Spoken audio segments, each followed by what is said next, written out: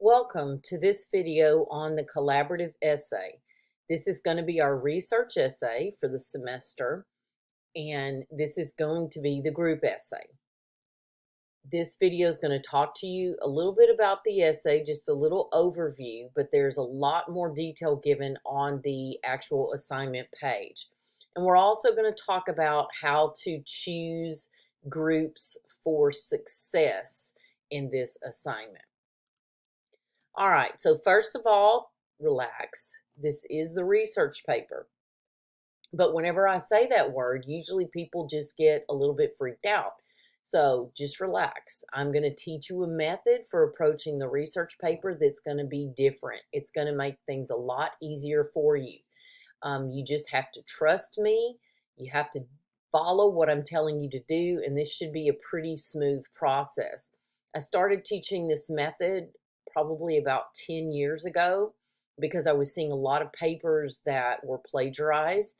So I started teaching you this method by which you will write the paper first without any research, without doing any research, without even Googling anything, and you'll create the paper, and then later you'll come back and you'll add in the research. So trust me, this method works as long as you follow the steps.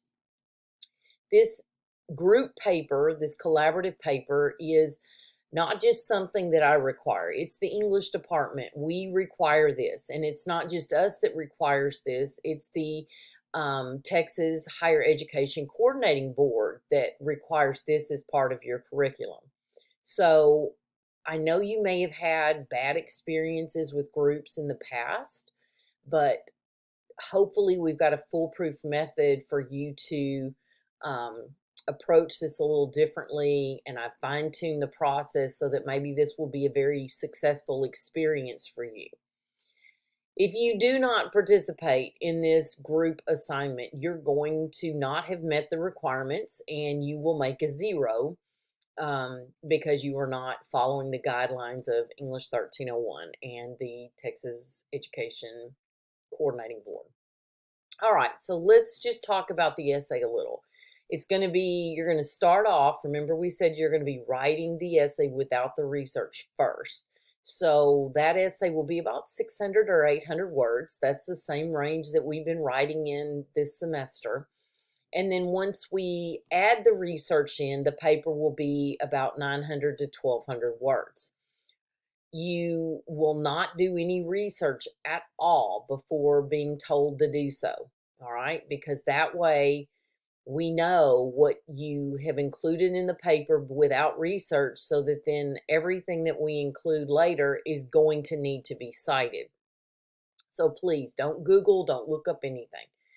This essay, again, will be written first, and then we'll add in the research later. So let's talk about groups a little bit. You're going to have 3 members to your group. Each of them is going to share an equal role in the group, and each of them each group member is going to receive an individual grade for what that person did, their little part of the paper that was just their responsibility. So that's what the individual grade will be. And then the group grade will be for that finished product, that full essay that everyone worked on.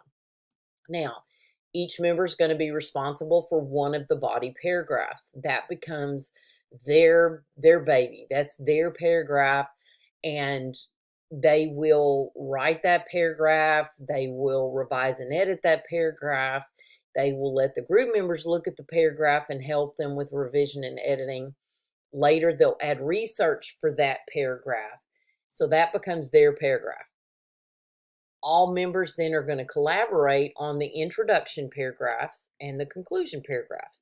So there will be the body paragraphs that individual group members do, and then of course there'll be the intro and conclusion. And of course, revising and editing, through peer review. Everybody's going to work together to make sure each other's paragraphs are the same quality that we need to have. When it comes to essay grading, I've already mentioned that you're going to have, that individual grade for your particular paragraph, but then you're also going to have that finished product, that final copy of that essay, that has the research incorporated. And so everybody will be getting a grade for that essay. You're going to need at least 6 outside sources per group. So that means that each person is finding 2 sources that they can use to incorporate in their paragraph to help support what they have been saying. Some other considerations in grading will be the length. Did you operate within that 900 to 1200 word limit? Do you have a good command of the English language, including punctuation, capitalization, grammar, sentence structure? Have you mastered MLA format and the documentation style for those in-text citations and the works cited?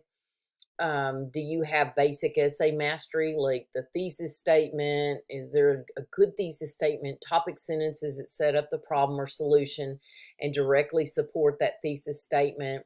Good support of the topic sentences, including that research you'll incorporate in, that it's going to enhance that support of your particular topic sentence. A good conclusion that actually draws an ultimate conclusion for the paper. And again, a reminder, you'll get an individual grade and a group grade. All right, so groups. That's usually the part most people are most concerned about. Some of you have had some horrible group experiences in the past. Hopefully, we can choose groups in such a way that you have a more successful experience. So, there are 3 important factors to the success of a group. One of those is choosing the right group members. One of those is being available to group members. And another is doing your part for that group. So let's talk about each of these individually. First of all, you are going to be working with 2 other people, okay? So your group will be consistent of 3 people, will consist of 3 people, all right? So you're going to be allowed to choose your own group members. And in fact, what I've done is I've gone into Blackboard, I've set up a Discuss It forum so that you can get in there and tell people some things about yourself and what you want to work on with this paper. What are your top 2 choices of topics? And you can be honest about you and your work ethic. And hopefully you can have a couple people that are interested in working with you based on those, that opportunity in the discussion forum for you to find people. All right. So when it comes to choosing those group members, you need to choose 2 people who share your same common work ethic and dedication. Now, let's talk about the different types of people, okay? So first of all, there's the kind of person that as soon as they get an assignment, they start work. And some of them create a timeline, a plan, the whole shebang. And they know they want to get this done early, okay? So that kind of person is very driven. They're a type A person. They can be very perfectionistic sometimes. They're high achievers. They're driven to get this done. All right. Now, not everybody is that way. Some people are that way because of their life circumstance. Some people have so much going on in their personal life or their work life that they have to be that kind of person. Okay. So whether it's just a natural inclination for a person or whether it's driven by their circumstances right now, doesn't matter. That person is going to start on day 1 and they are just going to work really hard to get this done on time, if not early. Now, procrastinators. First of all, there is nothing wrong with procrastinators. All right. So you have different types of procrastinators. So let's talk about the one end of the spectrum. So you've got the kind of procrastinator that will get the assignment today and will put it aside thinking, I've got a lot of time. I don't even have to worry about this yet. And then suddenly they'll remember that they've got to get this done at the last minute. And then they're jumping through hoops and they're staying up all night and they get it done. Okay, that's what I call the extreme procrastinator. Not everybody's an extreme procrastinator. There's another kind of procrastinator, and there's all kinds of varieties, but we'll just keep it at two, all right, for procrastinators. There's the other kind of procrastinator that will get the assignment today. They will go home, they will think about it, they might even they choose a topic, they might do some free writing or not, and then they are so proud of the fact that they got started early that they put it aside, thinking, I'm so proud I got it started. Okay, I can take a break and I'll come back to it later. And then they remember the day before it's due. And then they whip up their horses and they're in this pretty much the same panic mode that the other type, the extreme procrastinators in. Okay. But this type of procrastinator might do a little. Okay. So you do not want someone that's a type A personality that, or someone that needs to get this done and needs to get this done early.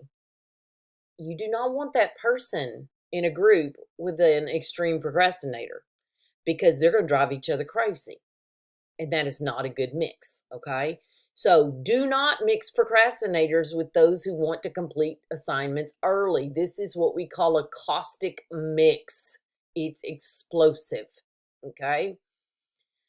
Also, you should not mix those who are all about the bare minimum, and you know who you are. There are some of you that you're about the bare minimum. And so you don't want to be in a group with overachievers or perfectionists. And you're over here like, I just be happy with a C minus. All right. That is not a good mix. Okay. You don't want to mix individuals who think they have all the time in the world. I got lots of time. You don't want those in a group with somebody who does not know how they're going to get this done because they are so busy. Their work schedule's so busy. They have family responsibilities. This is not a good mix. You don't want to mix individuals who seem extremely different based on some of the discussions that you may have had in the discuss it or discussion forums. If you've got extremely different views on things, this is not going to be a good mix. You've had a chance maybe to already get to know people a little bit through their views and their voices in discussions. Maybe you have classes with them or have known them before. So you choose your two people carefully. Now, let me say this. Some of you have a friend in the class. You shouldn't necessarily choose your friend. And friends, don't get upset if a friend doesn't choose you, because you can be friends with someone who is an overachiever and you are an extreme procrastinator. You can be friends with someone and y'all have very different views. You've got to be careful. Don't be offended if your friend doesn't choose you, and don't just choose your friend because your friend's your friend. All right, so choosing your group members is the first important factor for success. Another one is being available, okay? Group members should have reliable contact information for each group member, okay? Make sure you give them the easiest means for contacting you. Don't give them an email address and you never check your email. If you would prefer phone calls, tell them and give them your phone number. If you would prefer text, then give them your phone number. If you would prefer email, give them the email you're going to check.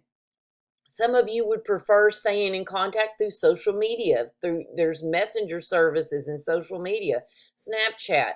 So, whatever you're going to use and whatever's easiest for them to contact you, that's what you should be giving them. Don't avoid the attempts that people are making to contact you. Okay? Again, if you have chosen your groups wisely and you didn't pick the person who wants to get it done early and you're just chill about it, okay, and that person just would be contacting you all the time because of that, if that's not the situation, they're only contacting you because they need you and need your input. So don't put your head in the sand and avoid. those attempts to contact you. I would make time as a group to meet virtually, see each other and actually have that opportunity to work on this together.